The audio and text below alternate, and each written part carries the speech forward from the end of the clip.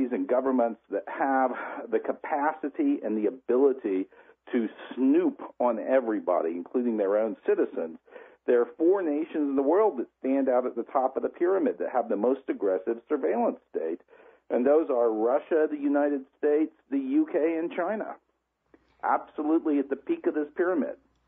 All right. Well, so now that kind of fits my model as far as, you know, it was a simplistic thing. I'm saying, I guess, my view of the world, the way it was working and where we were headed in the 1990s. We become more like them. They become more like us until our systems are compatible. After all, that was what Rowan Gaither, the head of the Ford Foundation, said back in 1953. Our goal is to eventually merge comfortably with the Soviet Union and create a world state. But Dick Cheney said, nah, screw the UN Security Council, man. We have the National Security Council. We can do whatever we want. And Vladimir Putin basically did a coup against the drunk puppet Yeltsin, and he's a nationalist and a patriot, and he's not putting up with sacrificing his independence to America. Doesn't seem like. So where are we in this? I mean, you know, in fact, I've spent quite a bit of time, you know, studying Putin and his theories about the state and his theories about national security. And I would say, at the end of the day, you could put Putin together in a pea pod with Richard Bruce Cheney. Their views are almost identical. They both fall into the same category of what we would call great nation conservatism. They're convinced of the righteousness and rightness of their country. They don't want it to be constrained by anybody's laws or limitations. They want it to be able to exercise power violently as it needs to. And I think one of the reasons that Cheney despised Putin so much and that Putin despised Cheney is they're so much alike. Yeah. Well, you know, as long as they don't nuke each other with hydrogen bombs, I prefer that Russia stay independent from America. It seems like when Boris Yeltsin was over there that the Americans just completely took advantage and, you know, instead of trying to build up the Soviet economy and give them a helping hand, they just kicked them while they were down and liquidated all their debt and helped a bunch of Israelis run off with all the money and a bunch of oligarchs and criminals take over. They needed somebody like KGB Putin to take over that country. Well, I think, you know, the idea of one world government is some of the greatest nonsense of the last century. It's really weak-minded people who think that way. And in fact, you know, there's never really been any serious movement towards one world government. What there has been is a movement towards international organizations that can act as some sort of effective brake on warfare and conflict. But there's no way that these organizations are ever going to assume some sort of global governance role. I think that's just a ridiculous idea. Well, I mean, if Russia joins NATO, then that's your world army right there, right? Which is, and of course, we've defined for a generation, we've defined NATO as a consolidated force opposing Russia. So if Russia became a member of it, it would really cease to have any purpose. No, then we just use it against Iran or whoever else, invade Africa. Well, there are people who think that way, but this is not going to happen. Well, good.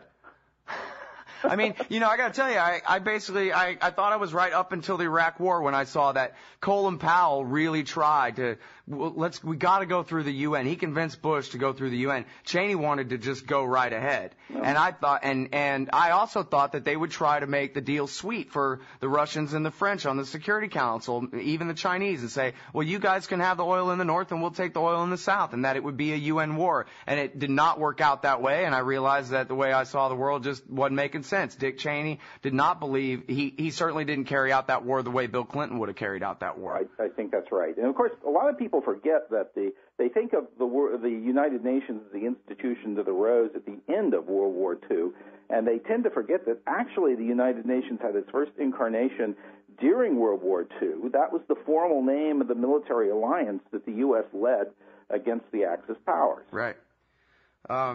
Now, I thought it was funny when you talk about the ideology, the end of history and all that. I mean, you really do make it kind of sound that George H.W. Bush was really kind of an ideological cousin with Francis Fukuyama. But then the irony is that it's not liberalism that won, it's mercantilism that won, which was what Adam Smith wrote The Wealth of Nations to refute. And successfully did refute out of existence, I thought, or out of intellectual propriety back in 1776. Scott? Well, you're showing that you're a good libertarian. I mean, that is, of course, the core critique of von Hayek and Mises. And I think, of course, it's a proper critique. That is, you really want to have a free market system, you always have to be carefully on your guard against the dominance or the manipulation of the system by specific mercantile interests. And you're right. I mean, Adam Smith highlights this from the beginning as a big problem. Hey, can I keep you after the news? One more segment? Sure. Wonderful. Everybody see Other Scott Horton from Columbia, from Harper. Harpers.org. We'll be right back.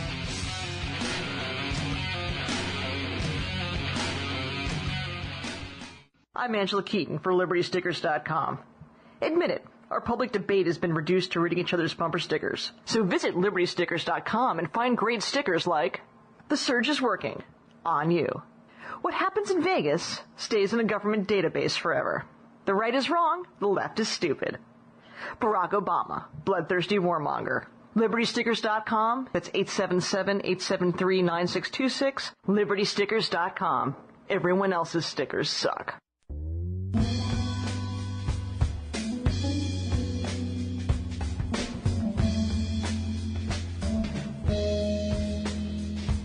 All right, everybody, welcome back to the show. Thanks for listening. I'm Scott. It's Antiwar Radio. I'm on the phone with the other Scott Horton. He teaches at Columbia. He writes for Harpers.org, and he opposes torture all the time.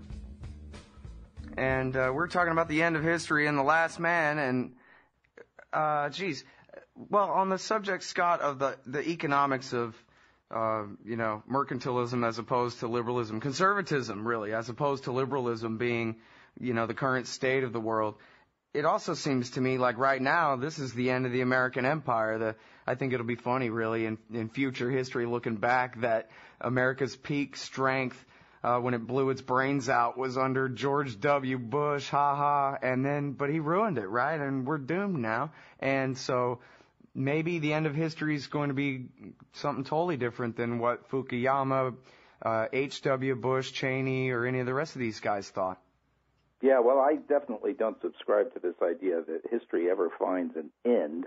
Rather, it's a process that always continues, and it has a certain cyclical nature to it. And I think, right now the United States has had, as you call it, an experience with empire that's been very painful.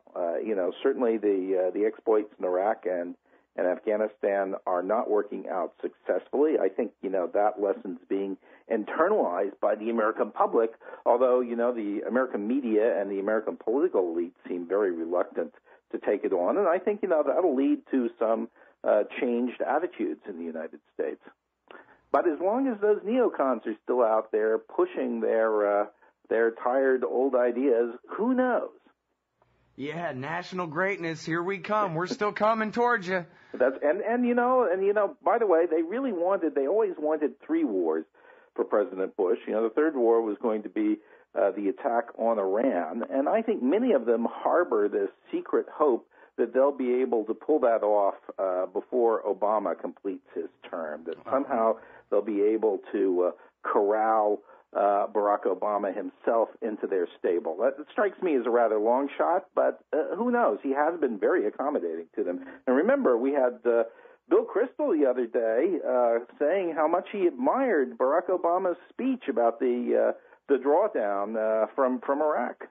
Well, that isn't the first time either. Everyone Google up, "All Hail Obama." That's a quote from Bill Kristol. And the only thing I would quibble with there is the secret part. There's no secret. This is an open conspiracy, a blueprint for destroying everything by William Kristol. Everybody knows exactly what they're doing. In fact, Trita Parsi's article was titled, "Brand New Push for Iran War Begins." And Tom Engelhardt made reference to Andrew Card talking about, well, you don't debut new products before Labor Day. And everybody knows it's on, a brand new propaganda push about Iran's legitimate, safeguarded nuclear electricity program. And Jeff Goldberg, leading the charge this time with his piece in the Atlantic. Yeah, the same guy who wrote all the New Yorker articles about Saddam Hussein working with Al-Qaeda to kill us all. and has never admitted any mistakes or errors from his prior writings, even though they were filled with mistakes and errors.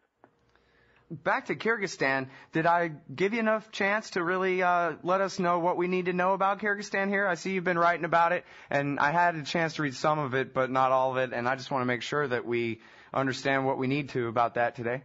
Well, he's out there doing a bit of investigating recently for a couple of weeks, looking into the American relationship there. We have a congressional committee, the House Committee on Oversight and National Security, that's been doing an investigation. I've been working with some of the committee investigators, and I helped set up a number of interviews for them there. And they're looking into aviation fuel contracts the United States wrote. There were about $2.1 billion with a B dollars in aviation fuel contracts that were written and went through the American Air Force Base in Kyrgyzstan. Used to be called Gansey Air Force Base, now called Manas.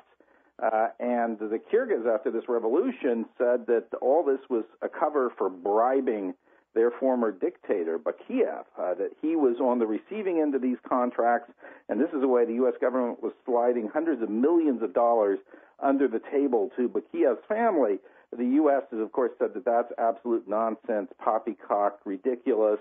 And I'll just tell you, after spending a couple of weeks on the ground looking into this in some detail, interviewing dozens of people, examining hundreds of pages of documents, I'd say the charges that the Kyrgyz revolutionaries make about the U.S. bribing Bakiev are absolutely correct. They stand up.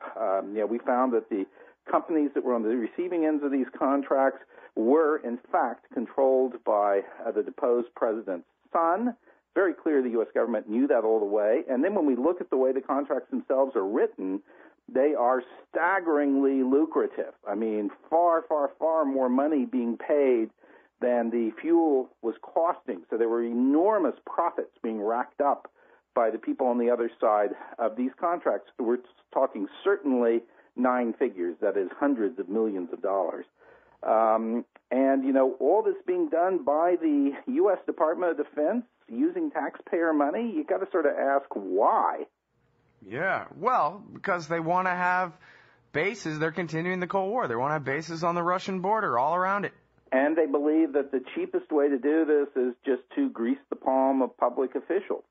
And they're right. It's amazing. The U.S. government does this in Kyrgyzstan. At the same time, while I was there, the Department of Justice announces a plea bargain deal with some Americans from North Carolina and Virginia who had paid a couple of very modest bribes, we're talking tens of thousands of dollars, to tax authorities to avoid paying taxes on tobacco purchases. And the U.S. is throwing the book at them, sending them off to jail, destroying their reputations with press releases. And I read these press releases and I said, here's the Department of Justice, destroying these people, throwing them in prison, but the U.S. government is doing something 100 times worse, and the Justice Department appears to have signed off on it as perfectly fine. Yeah, of course. And Double we'll get standard. the memos. They'll repudiate the memos 5 days before they leave office. I think it's another one of these cases. I mean, this definitely happened during the Bush era, and it's another one of these cases where the Justice Department determines that the administration can commit all the crimes it wants with complete impunity because the Justice Department decides who to prosecute, and the Justice Department will not prosecute itself. Yeah, So which makes them just like a deputy sheriff. License to commit crime. Right, yeah, well, that makes them the same as a deputy sheriff in any town in America. They can do whatever they want with impunity. That's what, when I was a kid, I was, 7, I used to watch the Dukes of Hazzard, and Boss Hogg would just say, I am the law. And that's what that was the definition of the law. What I understood was the local tyrant is the law, and that means what he says goes, and he's got a jerk with a gun that makes it that way. And turns out the Dukes of Hazzard pretty much had it right, Boss Hogg never could get prosecuted, no matter how corrupt he was, Scott. That's the way it is. That's exactly right. But now the flip side, we have to look at the dark side, or what are the consequences of all this making corrupt payments to local government figures? I mean, one of the consequences seems to be